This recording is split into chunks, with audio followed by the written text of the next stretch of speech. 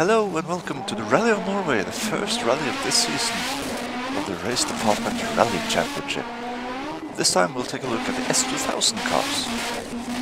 Senad Subasic has changed from a Group N Subaru to a Mini S2000 this season.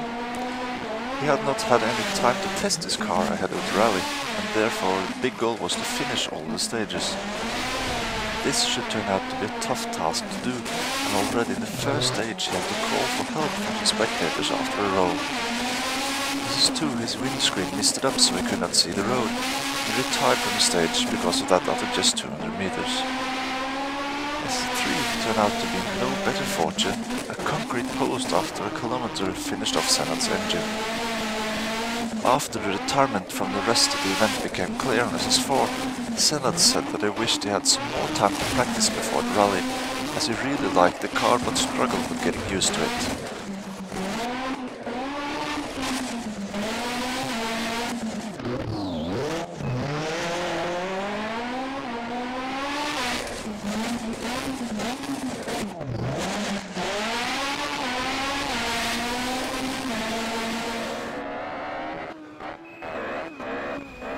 Speed belonged to the big group of drivers that did not want to speak to our reporters during the rally. His first rally in the new class could have gone so much better, as he only finished 2 stages of the opening day. Viesters won SS4 on day 1 and SS7 on day 2, but that was the only stage of the second day he finished here in Norway, and he ended up 12th in the new S2000 class.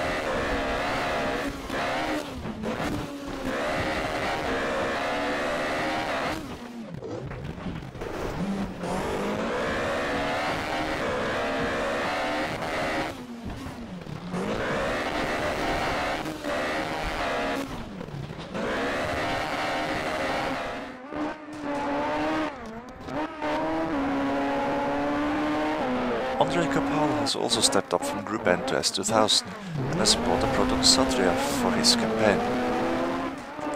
He bent the steering on his Proton on the first stage and struggled to get the car going in a straight line after that. On SS3, Andre found something hard in the snow and he had to retire from the stage. The same thing happened on SS4 and SS9, meaning that a lot of time was lost for Andre in this rally. The final half of the rally did not turn out to be much better for the Czech driver, with retirements on SS12 and 13 as well. Coming out of the rally in 9th position, Andre was happy with his pace when things went the right way, but he still has some work to do to avoid those DNFs.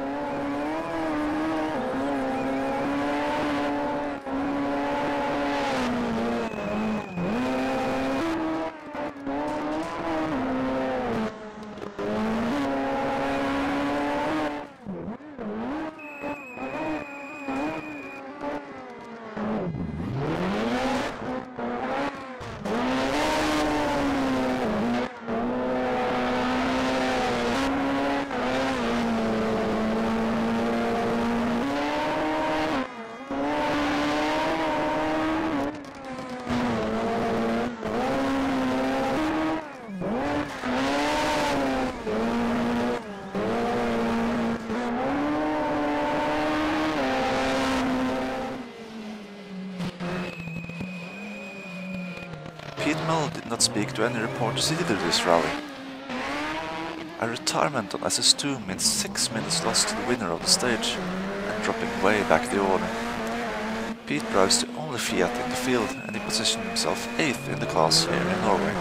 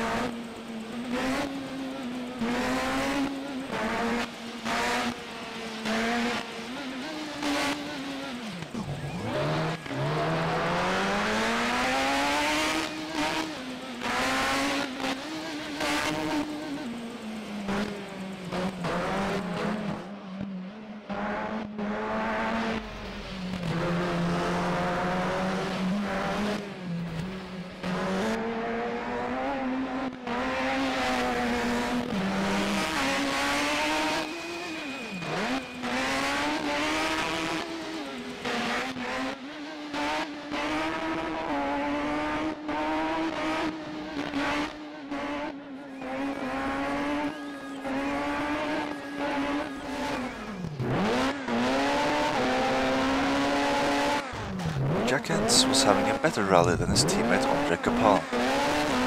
Jack was the first of our S2000s to complete every stage of the rally, and he positioned himself 6th due to this. He started a bit too enthusiastic on the opening day with a few hairy moments, particularly on the 2 runs on the longest stage of the day. But Jack had a much cleaner run on day 2 and he enjoyed himself in the Proton, and is already looking forward to the rest of the championship.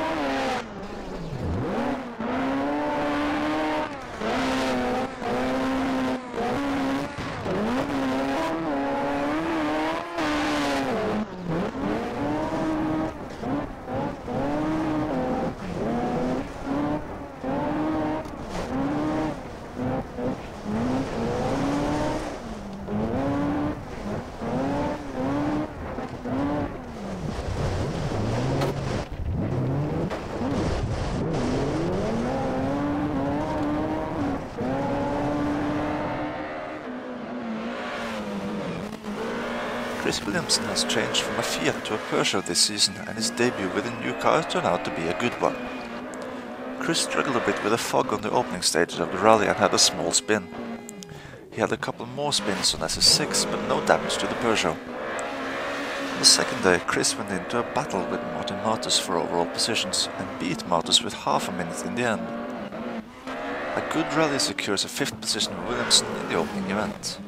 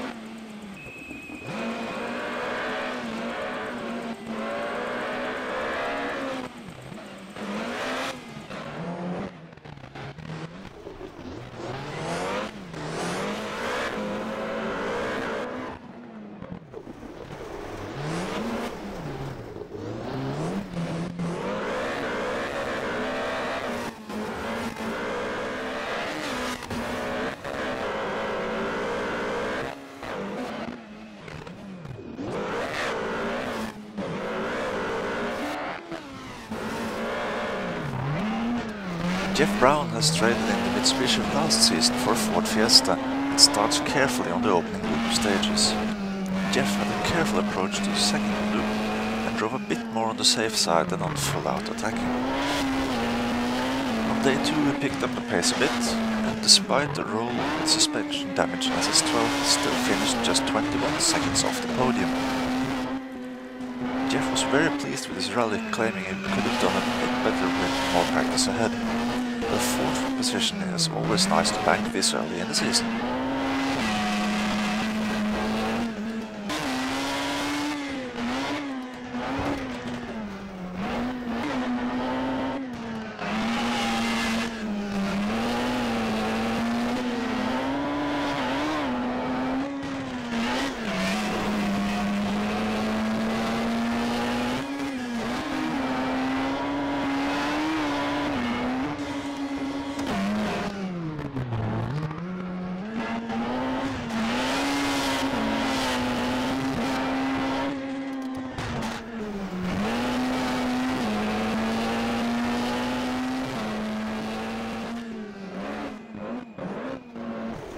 Roy Magnes only got his new Peugeot 207 the day before the event and had no time to even get his team colours on it.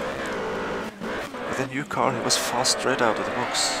Second position SS1 and 10 seconds ahead of the next driver. Roy did good times on SS1 and SS4, but dropped some more time on the 4 other stages of day 1. He stated he was happy with his driving, but not his times. A bit too careful, maybe? On SS8, the longest stage in the rally, he rolled his Peugeot in the very first corner and had to drive 3 stages with the car pulling in every direction at once before service.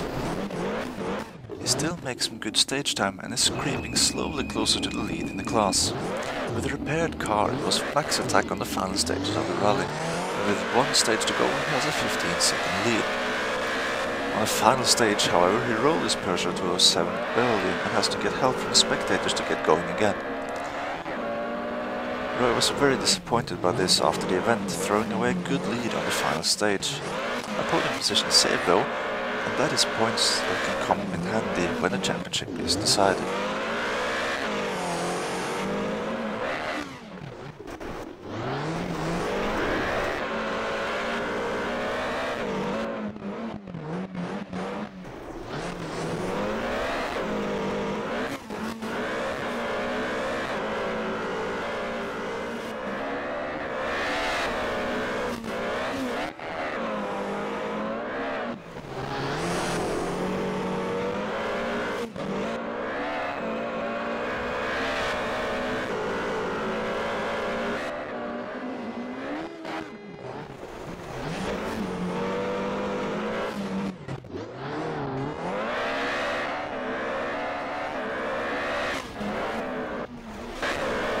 Andrew Kojo joined the RMI Motorsport lineup this season and is driving a Peugeot 207. He is exchanging seconds back and forth with his teammate throughout the rally and wins 5 of the stages.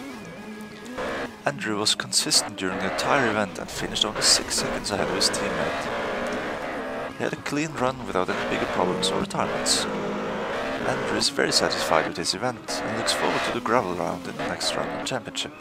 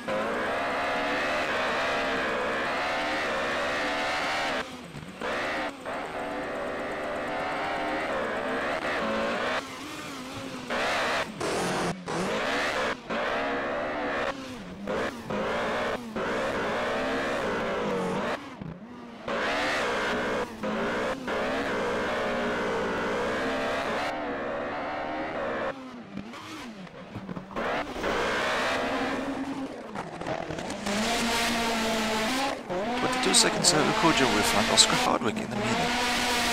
Oscar struggling in the fog on the first stage of the rally. He even had to get help from the spectators to get going again on SS3. Oscar then puts up a really good pace to catch back up what he's lost, and won 2 stages in the process, as well as producing a handful of top 3 times to be only 15 seconds behind Magnes ahead of the final stage. Oscar drive into a time 1/10 behind Andrew Kojo in this stage, while Magnes rolls his Peugeot.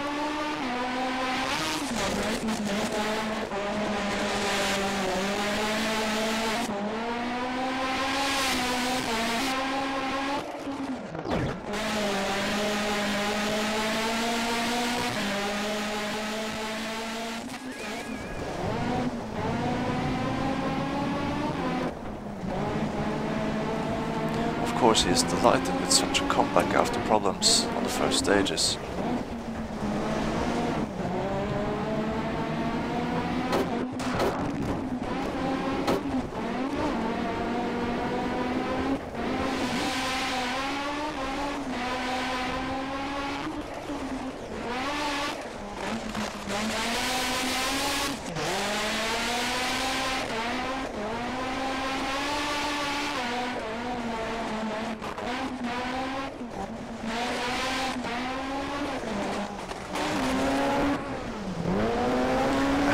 Confirmed for you. Hardwick win ahead of Kojo, Magnes, Brown, Williamson, Hentz, Tønsberg, Mull, Kapal and Sedgwick.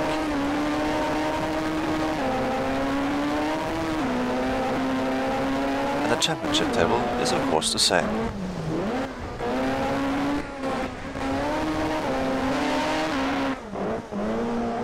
Thank you for watching and check back for more videos from the RDRC here at racedepartment.com.